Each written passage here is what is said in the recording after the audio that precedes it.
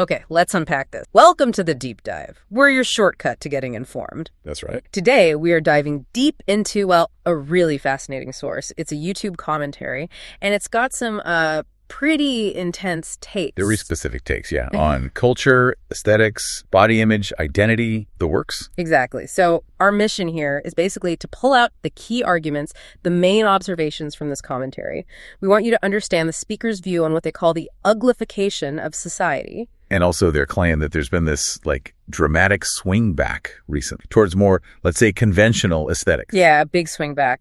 Now, we have to be clear. This source uses very strong opinions, direct language, sometimes pretty inflammatory stuff. Definitely. Our goal isn't to endorse any of it. Not at all. We're just reporting on the content, trying to help you navigate these ideas as the source presents them. Just laying out what's in the material. So what's it all about? Let's get started.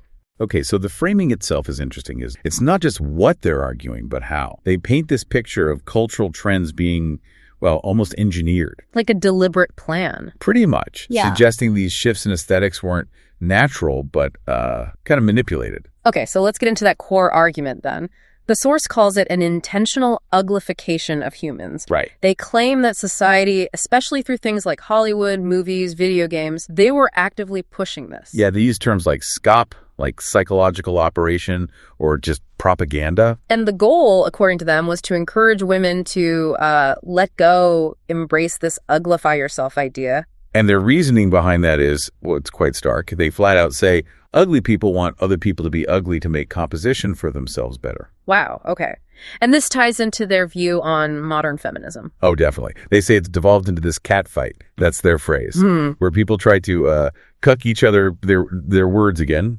Very derogatory, basically, to undermine others and be the successful, beautiful person. It's a really harsh take on motivations there. And they don't just leave it abstract, right? They point to specifics in media, like casting choice. Yeah, exactly. They criticize casting people like Rachel Ziegler for Snow White, Bella Ramsey in The Last of Us. They even mention rumors about Wonder Woman. And how do they describe these actors? They call them ugly women, point blank, and question why, conventionally attractive women aren't getting these roles instead. Okay. And what about video games? That was another area mentioned. Right. The source claims, controversially, that society, thanks to feminism, tried to push this idea that attractive women are not good. And their explanation for why people supposedly want attractive characters is pretty explicit. Extremely explicit. They say it's because most players are guys who can't get a girl like this, and they want to, quote, look up the character skirt and imagine having sex with the character. Okay. They even state that games with fuckable characters, their words sell better. And they complain female protagonists were made fatter, less attractive, and more bland. Saying that sexy outfits and beautiful faces. Exactly. That's the claim. So it's not just fictional characters. They talk about real celebrities, too, right? A trend around, 2016 to 2023? Yeah, they pinpoint that time frame, saying celebrities were uglying themselves, embracing gender dysphoria, promoting mental illness, unhealthy lifestyles. That's the source's interpretation. Any specific examples they use? Oh, yeah. Sam Smith is a big one they focus on. Describing outrageous outfit, a red latex suit with devil horns, simulated sex acts, an inflatable black jumpsuit. Right. The shaved head, strange outfits and makeup. All of that. And Demi Lovato, too. They bring her up a lot. What do they say about Demi Lovato? They focus on the period after her non-binary announcement, claiming she shaved her head, called it liberating, wore baggy, grungy clothes, got a giant spider tattoo. And there was that incident at the frozen yogurt shop. Yeah, they mentioned that too, saying she freaked out because she was triggered by their selection of sugar-free options. That's how the source framed. And they mention others. Miley Cyrus, Aish, Lizzo. Yep.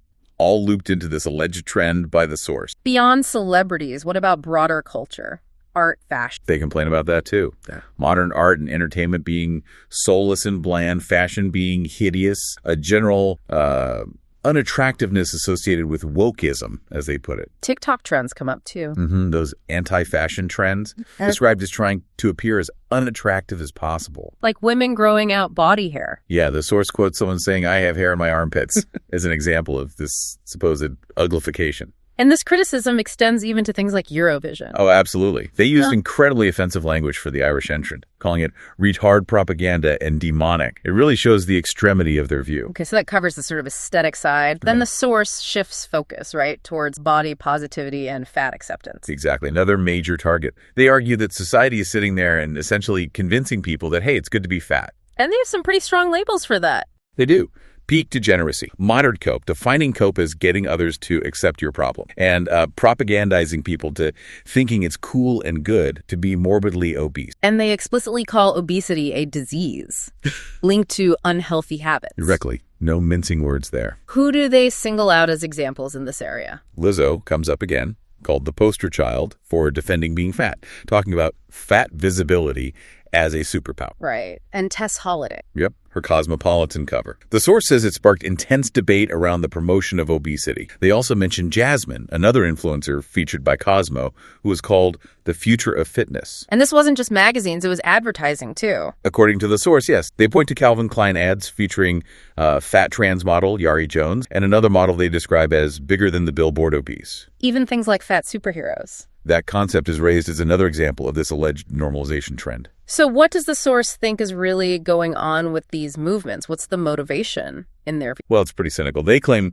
no one wants to be fat, flat out. They say it was all a sham, it was all a lie. A lie? For what purpose? They claim the movement was done purely to indoctrinate people, and they suggest people bought into it because they were, quote, too lazy to work on fixing their fatness. Okay, that's quite the claim. Now, the source gets even more intense when discussing gender identity and the trans movement, doesn't it? Oh, absolutely. This is where the language gets particularly strong. They argue gender fluidity brought about one of the ugliest periods in history, injecting ideological ugliness into absolutely everything. Ideological ugliness? What do they mean by that? What's the mechanism there? They push this idea of social contagion, arguing identities like trans aren't natural but spread, well, they use awful terms like trans terrorism. Claiming people, especially kids, are groomed into it. Yes. Through large quantities of exposure. They insist it's not natural for many people involved, saying they literally were groomed into it. That's the source's assertion. And how do they view society's reaction to this? They're deeply critical.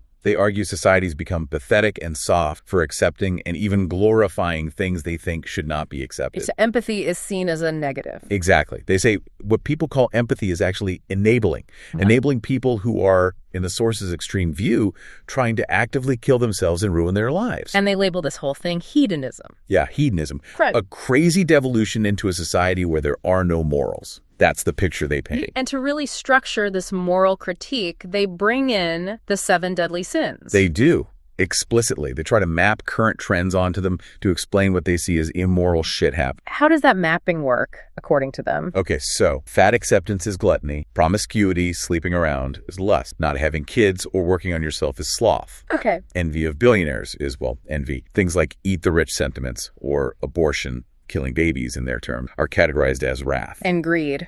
That's linked to what they call grifting, suggesting people become trans or non-binary for financial gain. It's a really comprehensive, if controversial, moral judgment framework they apply. Right. But then, just as they've laid out this whole picture of uglification and moral decline, the narrative shifts dramatically. It really does. They claim there was this huge collapse of the woke movement, as they call it, and a sudden return to normalcy. When did this shift supposedly happen? They pinpoint the end of 2023, saying something shifted and suddenly it became cool to be normal and hot again.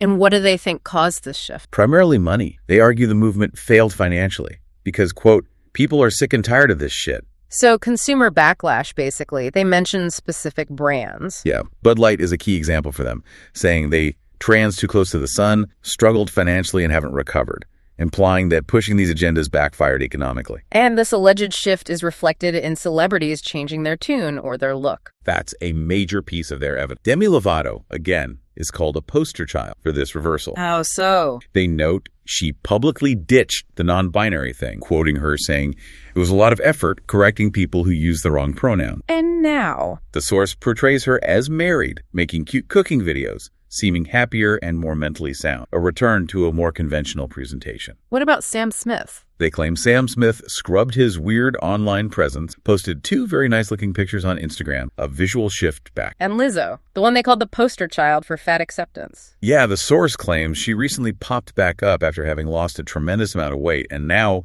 looks really great, presented as another example of abandoning the previous stance. Even Meghan Trainor gets mentioned. The source notes she once wrote a song about not being skinny and borderline attacking thin people, but now they say she looks like a snack, implying she also shifted towards conventional attractiveness. So beyond these specific celebrities, the source sees a bigger cultural trend. Definitely. An enormous shift away from the non-binary genderqueer aesthetic back in the direction of normal again. Where are they seeing that? Runway shows, award shows, advertising, claiming they're giving us attractive people again in normal clothes or beautiful gowns. And the Barbie movie fits into this narrative for them. Absolutely. They highlight its hyper-feminine aesthetic, Margot Robbie's look, its huge success. Seeing it all as proof that emphasizing being feminine again is back in vogue. Even on TikTok, the trends are changing, according to the source. Yeah, moving towards things like mob wife aesthetic or Barbiecore. They interpret this as a sign that being feminine is not a bad thing. So what's the final verdict from the source on that earlier period? The push for self-love, self-acceptance? They dismiss it completely, call it all gaslighting, a lie,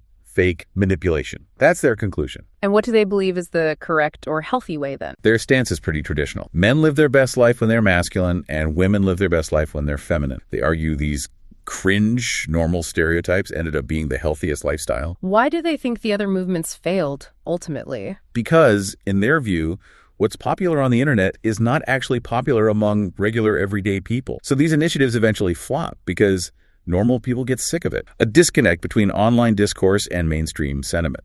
And this leads the speaker to a change in their own philosophy. Yes, they explicitly state they shifted from a live and let live attitude. Now, they believe in objective moral good and an objective moral bad. Meaning they feel justified in judging others' choices? Pretty much. Arguing against accepting what they deem objectively bad decisions, things they see as self-destructive and bad for society. And they conclude with a very blunt statement about needing to call things out. Extremely blunt and using offensive language again. Believing it's important to call retards and pointing evil out, even for things that are technically personal choices. It really underscores the confrontational, uncompromising endpoint of their argument. Okay, so quite a journey through that perspective. We've just gone through a deep dive into one very specific, highly opinionated commentary on culture, looks, identity. A real roller coaster.